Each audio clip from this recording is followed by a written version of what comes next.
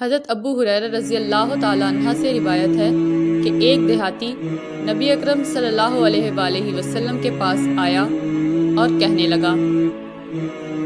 مجھے ایسے کسی کام کی رہنمائی فرمائیں جس کو اگر میں کروں تو جنت میں داخل ہو جاؤں۔ آپ صلی اللہ علیہ وآلہ وسلم نے فرمایا، اللہ کی عبادت کرو، اس کے ساتھ کسی کو شریک نہ کرو،